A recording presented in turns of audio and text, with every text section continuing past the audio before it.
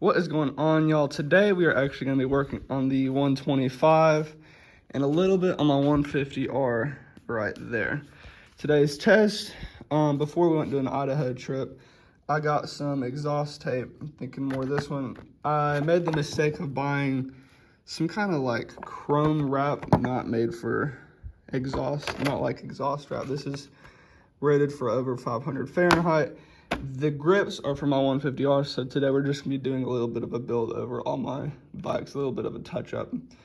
But yeah, these are not for the 125 because, as you can tell, these actually already have the Renthal grips. So I'm hoping that we have enough for this bike and that bike, because these actually have exhaust leaks in the same spot for whatever reason. Right there, as y'all can see, the black liquid. And if you start it up and put your hand up next to it, you can clearly feel exhaust flow. Most of it, of course, comes out the FMF, but you can clearly see and feel the air coming out of there. So we're gonna try and put exhaust wrap over that, hoping that that will fix it. And like I said, I can't tighten it to make it any better, so we're just gonna have to use exhaust wrap. All right, well, first instruction was to clean it off as best as I could, so I did that. And also tighten these two bolts, 12 mils right here. Got about half a crank left on this one, and this one was already pretty tight. So she's on there, but I can't really do anything about that exhaust leak. So this is a pretty big piece. I'm assuming it's just like a sticker and you just wrap it around it. So we're gonna see how this works. Well, I got a little piece of the exhaust wrap on there. I mean, looks pretty on there to me. I'm just hoping it doesn't like blow a hole through it or nothing, but this is literally feels like aluminum foil and it's rated up to 500 Fahrenheit. So I'm hoping that it'll go good, but if it doesn't, we can just always put some more on because I have plenty more. So there we go. Let's test it out.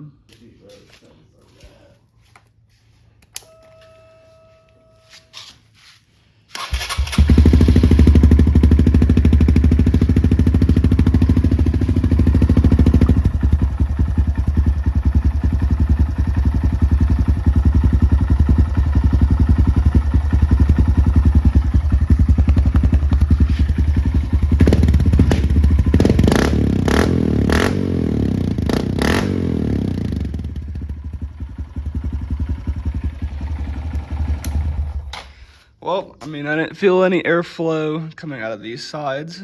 Ooh, it's already hot. So, I mean, I guess we'll take that as a success. I'm just hoping that over years of wrecking, or maybe even weeks of wrecking, that the exhaust wrap won't tear itself apart. Well, I just took Levi's for a little test drive. Sounds about the same, but if anything, it might sound a tiny bit different. Could just be me though. It's been a week since I've ridden them. But we're about to do mine, but I'm just gonna repeat the whole process. So I'm just gonna do a time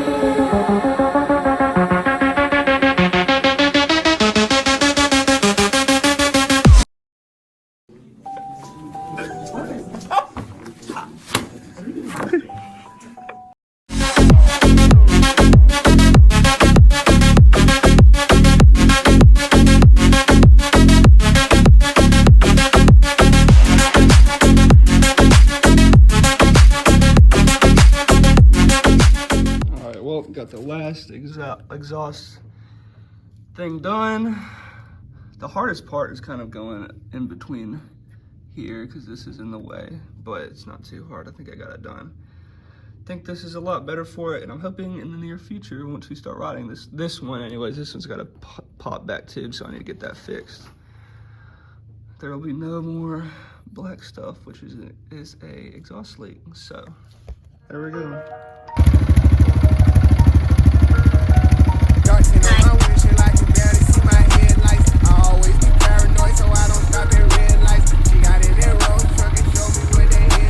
What actually originally gave me this idea for the 125s, if you look at my 150R's exhaust, it wasn't for an exhaust leak, but the owner previous before me put exhaust wrap back there just to, I guess, protect the rear fender from like melting and stuff.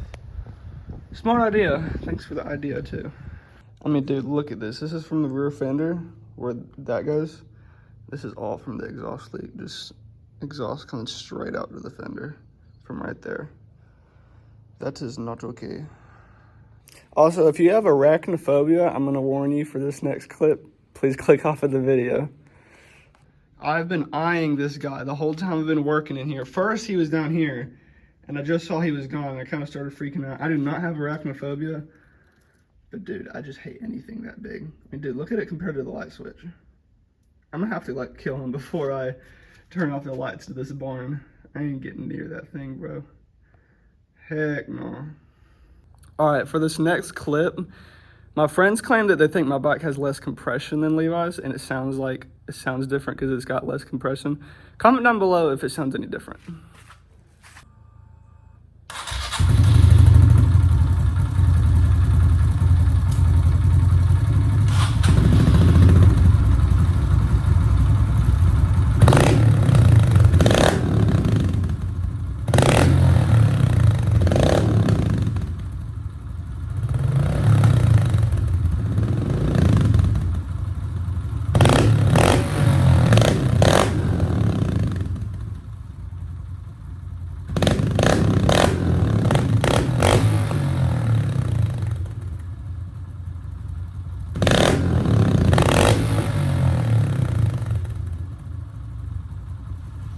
Honestly, I think I would even say Levi's sounds a little bit better. I don't really know why. It could be, like I said, compression.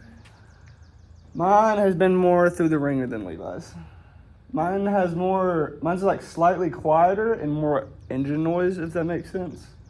Not good news probably, but we're gonna ignore that. All right, and here we are, the big 150. Last video, we fixed the chain on it. I intentionally bought a RK Racing chain for it, but it was too big, and then the chain tightener wouldn't do right, so long story short, it wouldn't fit. Go check out that video. But we grabbed the master link from the RK Racing chain and put it on there, and also long story short, we got it right. But that is not what we're talking about today. We are getting grips for it today, or not getting them, but putting these bad boys on. They look beautiful compared to these. I mean, dude, look at these. Look at the comparison. So much better. There's literally a hole through this one. Bro, what is that? What is that, brother? Brother, what's that? Freaking slug looking thing. What is that? Nasty, just nasty. Got a spider web up here. I haven't ridden these things in a while because I've just got from a trip in Idaho. This one's definitely the worst. The whole side of it came off of it. Yeah, I think it needs new grips. The only thing I'm worried about is this little metal wire. I don't really know how to do that, but looks like kind of self-explained. All I know from YouTube videos, cut these ones off, and you can use an air compressor to put one back on. But yeah, definitely worth the money. I think it's a new upgrade.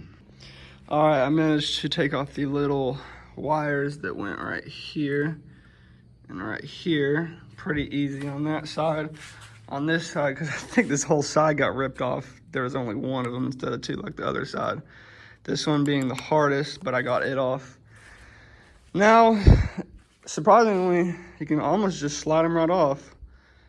These did a lot more of a help than I thought, which is good and bad news because I didn't really feel like putting wire on there, but seeing how much it helped, I might need to.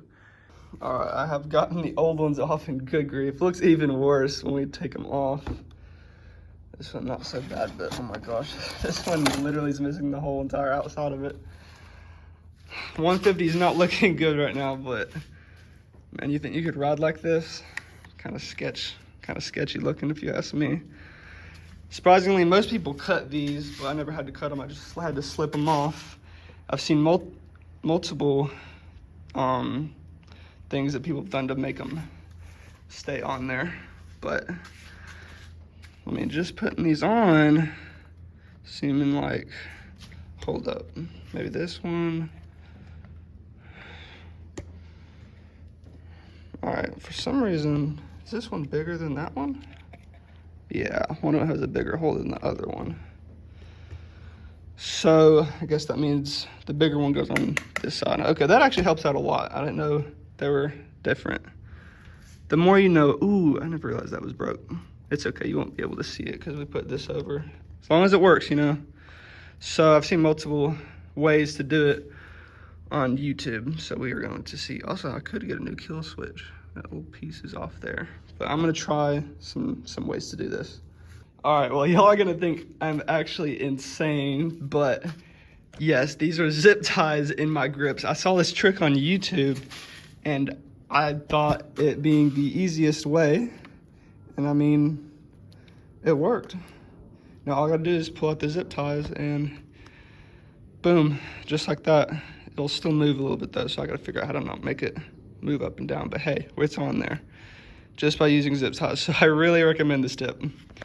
And just like that, this one's on too. Let's see if I can do it one-handed. Hard to hold the camera and do it. I'll see it coming out. And bingo, there's one, but that's how I have to do the other ones. It's hard to do it with the camera in my hand.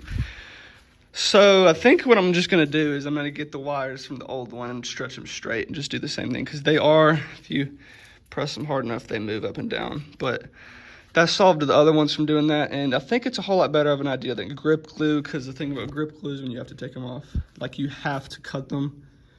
So you can never, I'm not really planning on ever using those again. I don't know what I would use them for, but I'm gonna keep them just for special reasons, I guess. Yeah, they look so good, bro. And I was thinking of which way to put them, you know, like which way the waffle should face and everything. Sorry. I'm thinking I'm just gonna go with the Renthal logo and, you know, face it upright, because I think that's kind of where it's supposed to be, like this one. That's where it is right now, facing upright. So far, I love these things, dude. Really, really good looking grips. Well, we are walking down in the old Tech 7s. About to go ride the 150R. It's the next day. I'm hyped. I hope the grips really do good.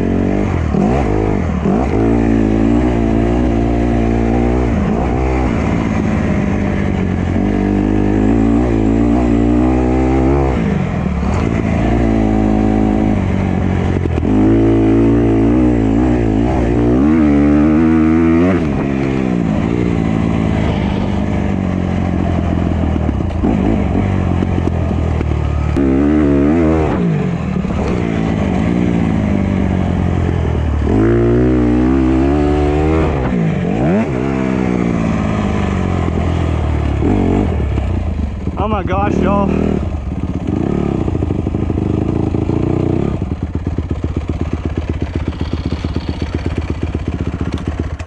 Whew, not really tired yet, but this is kind of difficult because the GoPro is right in my face because my visor is missing a bolt. So if I ride too long, it'll get right in my face because my visor keeps going down because the GoPro weighs it down.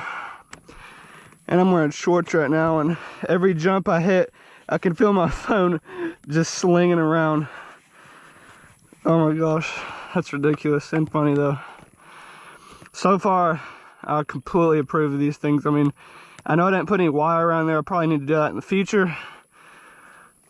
As you can see, these are actually already, I think, going back up. Not the worst though. Completely approve of these things. These things are awesome. The only other grips my friends really run are Pro Taper pillow grips. Those are really nice grips too.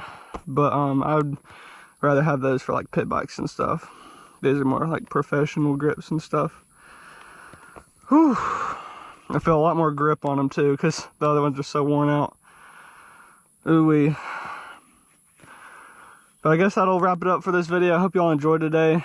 I had a lot of fun putting these grips on with y'all. Comment down below what else we need to do to this bike. Also, I forgot to mention this to y'all, this thing actually has a recluse clutch. If you don't know what a recluse clutch is, it's a brand of clutches, and one thing they make is auto clutches or semi-auto clutches, where actually you can be in gear with the clutch all the way out and it won't stall. It's like makes it pretty much how a non-clutch dirt bike works, while the clutch will still engage when you try and use it. Really cool. But anyways, hope you all enjoyed today's video. Comment what we need to do this bike next on the build series, or what we need to do else in the fleet of my vehicles. And hope you all enjoyed, and see y'all in the next one.